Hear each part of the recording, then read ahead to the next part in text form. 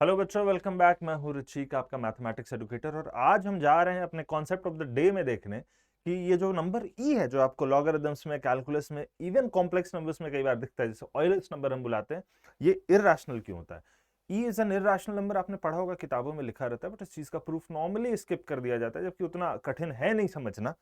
तो for those of you who are interested in mathematics, who are passionate about mathematics, जिन्हें मजा आता है, उनके लिए मैं ये प्रूफ लाया हूं कि ई इर्रेशनल नंबर क्यों होता है। सिंपल सा प्रूफ है, बहुत कुछ कठिन भी नहीं है। अगर आपने ज्योमेट्रिक प्रोग्रेशंस पढ़ रखा है तो आपको समझ में आ जाएगा। ठीक है, अब शुरू करने के पहले मैं बता दूं कि जो भी हम इस चैनल पर क्लासेस लेते हैं, उसके जो माइंड मैप्स हो, क्लास नोट्स हो, डीपीपीज हो, वगैरह वगैरह वगैरह, हर चीज आपको हमारे टेलीग्राम चैनल पर मिल जाएगा, जो यहाँ पर लिखा हुआ है।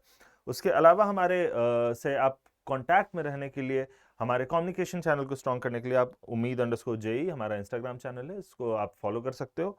और हमारा जितना भी मटेरियल है ना, सारे का रिजर्वर www.anandmani.com पर है, तो उसे भी आप फ्री में एक्सेस कर सकते हो रजिस्टर करके। और उसके अलावा अगर आपको लगता है कि आपको पर्सनलाइज मेंटरशिप की जरूरत है, तो हमारा अनअकैडमी का ऑफलाइन सेंटर भी नोएडा में खुलने जा रहा है, जिसके लिए अगर आप जानना चाहते हो कि क्या वहां सिस्टम है, क्या फायदे हैं, नहीं फायदे हैं, तो आपके लिए जो हेल्पलाइन नंबर है वो है ये 7303088743। आप इस पर कॉल करके पता कर सकते हो। चलिए अब शुरू करते हैं हम लोग ई के बारे में पढ़ना कि ई इर्रेशनल नंबर क्यों होता है। तो भाई पहले तो डेफिनेशन ऑफ ई क्या होता है, व्हाट इज ई, पहले हम लोग वो समझेंगे। तो ई आपने देखा होगा लिखा हुआ कि this is nothing but summation के फैक्टोरियल टू द पावर -1, जहां के 0 से इंफिनिटी तक जा रहा है। अब देख के घबरा मत जाना कि ये क्या लिख दिया है सर ने। This simply 1/0 factorial plus 1/1 factorial plus 1/2 factorial plus 1/3 factorial, ये चलते जाते हैं, इनफाइनाइट टर्म्स रहते हैं इसमें, और इसी को हम लोग बुलाते हैं ई। मैं थोड़ा सा खुद को छोटा कर लूं ताकि आप लोगों के पास थोड़ा बोर्ड स्पेस बढ़ जाए। ठीक है, ई का मतलब यही होता है कि 1/0 factorial plus 1/1 factorial plus 1/2 factorial and so on. अब हमें देखना है कि ये इर्रेशनल क्यों होता है। ठीक है, इस डेफिनेशन को यूज करके हम प्रूव करेंगे कि ई एक इर्रेशनल नंबर है। ठीक है, एक सेकेंड। ऑल राइट, अब देखो बच्चों, उसको प्रूफ करने के लिए एक छोटा सा हम लोग रिजल्ट यूज करेंगे जो कि जीपी से आता है। मैंने बताया था ना कि अगर आपको जीपी आता है तो आप इस प्रूफ को समझ जाएंगे। तो यहीं पर जीपी लगता है कि 1/k⁴n का जो समेशन है, where n goes from 1 to infinity, k नहीं, k फिक्स्ड है, n is going from 1 to infinity, this is 1/k-1। मतलब क्या कि 1/k plus 1/k² plus 1/k³ ऐसे इनफाइनाइट टर्म्स हम लोग करेंगे। तो अरे जीपी का फॉर्मूला होता था ना, a plus A R square, ऐसे चलते जा रहा है। एक सेकंड, फॉर ऑल k जो कि नेचुरल नंबर है। ठीक है, ये चलते जा रहा है और मॉड r लेस देन 1 है। अगर कॉमन जो रेशियो जो है उसका मॉड 1 से छोटा है, मतलब -1 और 1 के बीच में है, तो ये इनफाइनाइट टर्म्स का सम होता था a/1 - r। ये याद होगा जीपी का, वही हम यहाँ पे यूज करने जा रहे हैं कि अगर k एक नेचुरल नंबर है और k 1 नहीं है, इनफैक्ट 1 रहने से क्या होगा कि 1/1 प्लस 1/1 प्लस 1/1 वो इंफिनिटी ही आता है, तो 1/0 उधर आ जाता है। तो of course that's not even an exception, but उस चीज को आप छोड़ दें अभी फिलहाल के लिए। तो 1/k plus 1/k² plus 1/k³, ये सब का जो सम आएगा वो a जो कि है 1/k अपॉन 1 - r जो कि है 1/k अगेन।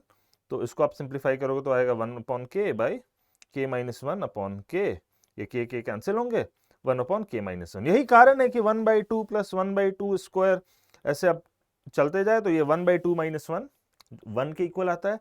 अगर कभी आप देखें 1/3 प्लस 1/3² प्लस 1/3³ चलते जा रहा है, ये आएगा हाफ के इक्वल 1/4 प्लस 1/4², ये इनफाइनाइटली चलते जाएगा, तो ये 1/3 के इक्वल आएगा। ये एक छोटा सा रिजल्ट आप यूज कर सकते हैं, इसका फायदा होगा आपको। ठीक है, अब हम लोग देखते हैं कि ई इर्रेशनल नंबर क्यों होता है। देखो ध्यान से देखना, क्या एकदम छोटा सा सिंपल सा चीज है। कभी भी किसी नंबर को हम अगर इर्रेशनल प्रूफ करना चाहते हैं, हम बोलते हैं कि भाई ये नंबर इर्रेशनल है, हम लोग एसेंशियली क्या बोलें कि नंबर रैशनल नहीं है। √2 का इर्रेशनैलिटी का प्रूफ देखा होगा आपने। किसी भी नंबर का जब इर्रेशनैलिटी का प्रूफ हम लोग करते हैं ना, हम लोग हमेशा कॉन्ट्राडिक्शन से करते हैं। 99.9% ऑफ द टाइम्स हम लोग अज्यूम करते हैं कि भाई ये मान लेते हैं कि रैशनल नंबर है। ठीक है, और उसके बाद हम लोग कुछ कुछ तिकड़मबाजी करते हैं, अपनी मैथमेटिक्स से कुछ अलजेब्राइक मैनिपुलेशंस करते हैं, और फिर देखते हैं कि भाई एक कॉन्ट्राडिक्शन आ गया। अगर हमारा मैथमेटिक्स ऊपर से नीचे तक सही है तो ये कॉन्ट्राडिक्शन कैसे आ सकता है? तभी आ सकता है जब हमने जो अज्यूम किया था वो गलत हो। और हमने क्या अज्यूम किया था? हमने मान लिया था कि रैशनल नंबर है, हमने मान लिया था कि p by q के फॉर्म में इसको लिख सकते हैं। So if that's not the case तो let's just write assume e is equal to p by q। ठीक है, अच्छा एक छोटी सी चीज आप देखो कि e की जो वैल्यू है वो 2 और 3 के बीच में होगी। क्यों? तो हम लोग पहले प्रूफ करेंगे क्लेम, हमारा क्लेम क्या है कि 2 और 3 के बीच में e लाई करेगा। तो इसका पार्ट 1 हम प्रूफ करेंगे क्या कि e इज ग्रेटर देन 2। ये तो क्लियरली बहुत ऑब्वियस से दिखा ना, क्योंकि 1/0 factorial plus 1/1 factorial plus 1/2 factorial and so on चलते जाएगा। अगर कुछ एक्स्ट्रा टर्म्स है तो ये ऑब्वियसली बड़ा होगा। अगर बस शुरू के 2 टर्म्स रहते हैं यहाँ पर, है ना, ढेर सारे टर्म्स है, पहले 2 टर्म्स तो नहीं, उसके बाद और कुछ कुछ पॉजिटिव टर्म्स हमने ऐड कर दिए, तो that is obviously greater than just having these 2 terms here. तो हमारा LHS में यही तो e है, e का डेफिनेशन यही था, and this is greater than 2। e is less than 3 देखने के लिए हमें क्या करना होगा? एक सेकेंड, 2-3 स्लाइड्स में ऐड कर लूँ चूंकि हमें यूज करना पड़ेगा। e is less than 3 part 2 हमारे क्लेम का, ये कैसे प्रूव करेंगे? तो बच्चों देखो ध्यान से, 1/0 factorial plus 1/1 factorial plus 1/2 factorial plus 1/3 factorial को लिख सकते हैं 3 into 2 प्लस 1/4 फैक्टोरियल को लिख सकते हैं 4 into 3 into 2 and so on. तो ये बड़ा होगा ऑब्वियसली, ये शुरू के 2 टर्म्स तो 2 है प्लस हाफ प्लस 1/3 into 2 है ना, ये छोटा होगा, this is less than 1/2 into 2। अगर डिनोमिनेटर को हम छोटा कर दे तो हमारा पूरा जो टर्म है वो बड़ा हो जाता है।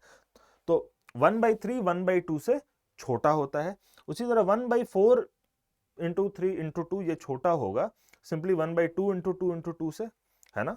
1/5 into 4 into 3 into 2 ये छोटा होगा 1/2 into 2 into 2 into 2 से। डिनोमिनेटर को हम छोटा करते जा रहे हैं तो हमारे टर्म्स बड़े होते जा रहे हैं, सिंपली वही काम किया हमने। तो ये क्या है? 2 plus half plus 1/2 square plus 1/2 cube and so on, ये है 2 plus 1 which is equal to 3। तो हमने क्या दिखाया कि e 3 से भी छोटा नंबर होगा। अब मजेदार बात देखो क्या, कि e अगर 2 और 3 के बीच में है तो e एक इंटीजर नहीं होगा, ठीक है। तो जब हम अज्यूम करते हैं कि e है p by q, तो I can say that q जो है इज नॉट इक्वल टू 1, क्योंकि अगर q इंटीजर रहता, सॉरी q 1 रहता तो e एक इंटीजर हो जाता, और सिंपली p और q ये ग्रेटर देन 0 है, क्योंकि एक पॉजिटिव नंबर है ना 2 और 3 के बीच में, तो इसके लोएस्ट फॉर्म में हम p और q ग्रेटर देन 0 से दिखा सकते हैं। अब देखो, अगर e है p by q, अगर ये अज्यूम करते हैं तो हम क्या अब करामात यहां पर कर सकते हैं कि q फैक्टोरियल टाइम्स e ये हो जाएगा p times q minus 1 factorial. ऐसा कैसे होगा? क्योंकि q फैक्टोरियल दोनों साइड मल्टीप्लाई हुआ और राइट हैंड साइड पे एक डिनोमिनेटर था हमारे पास q, जो कि q फैक्टोरियल के q से कैंसिल हो जाएगा, बचेगा हमारे पास q माइनस 1 फैक्टोरियल, ठीक है। सो p एक इंटीजर है, पॉजिटिव इंटीजर है, q माइनस 1 फैक्टोरियल एक पॉजिटिव इंटीजर है ना। तो of course p into q minus 1 का फैक्टोरियल भी एक इंटीजर होगा। That means what? q factorial times e is an integer. क्या अज्यूम किया हमने? बस अज्यूम किया कि e को p by q लिख सकते हैं, बस इतना ही अज्यूम किया, और अब हम चलते जा रहे हैं अपने कहानी में आगे, ठीक है। अब देखो ध्यान से कि अगर ये q फैक्टोरियल टाइम्स e एक इंटीजर है, तो q फैक्टोरियल टाइम्स e को हम ऐसे भी तो लिख सकते हैं कि 1 e को लिख दिया 1/0 factorial plus 1/1 factorial plus 1/2 factorial and so on, और इसमें कहीं पर आएगा एक 1/q फैक्टोरियल, फिर अगला टर्म होगा 1/q प्लस 1 फैक्टोरियल, अगला टर्म होगा 1/q plus 2 factorial and so on, ये चलते जाएगा, ठीक है। अब q फैक्टोरियल जब यहां तक मल्टीप्लाई होगा, 1/0 फैक्टोरियल से मल्टीप्लाई हो, या 1/1 फैक्टोरियल से मल्टीप्लाई हो, या 1/2 फैक्टोरियल से मल्टीप्लाई हो, इवन 1/q फैक्टोरियल से मल्टीप्लाई हो, तो ये सारे टर्म्स जो है ये एक इंटीजर ही होगा, क्योंकि जब एक बड़े नंबर का फैक्टोरियल एक छोटे नंबर के फैक्टोरियल से डिवाइड होता है तो हमें हमेशा इंटीजर मिलता है ना। ये बड़ा ऑब्वियस सा चीज है, आप भी जानते होगे। 5 फैक्टोरियल को 3 फैक्टोरियल से डिवाइड कर दे तो 5 और 4 बचे ना, तो वो तो इंटीजर ही देंगे। ठीक है। So all this is some integer m plus q factorial, जब q प्लस 1 फैक्टोरियल से डिवाइड होगा तो ये हो जाएगा 1 बाई q प्लस 1, है ना। q फैक्टोरियल जब q by 2, q plus 2 factorial से मल्टीप्लाई होगा तो हमारे पास बचेगा 1 by q plus 1 into Q plus 2, है ना। q फैक्टोरियल वाला टर्म कट रहा है, 1 by q plus 1, q plus 2, q plus 3, अगला जब q प्लस 3 फैक्टोरियल से डिवाइड होगा एंड सो ऑन, ठीक है। अब देखो ध्यान से, q एक पॉजिटिव इंटीजर है, q जीरो नहीं है, ऑब्वियसली पॉजिटिव है तो जीरो कैसे होगा, q 1 भी नहीं है तो q कम से कम 2 होगा, है ना। तो दैट मीन्स q जो है वो कम से कम 2 है और q प्लस 1 ये कम से कम 3 है।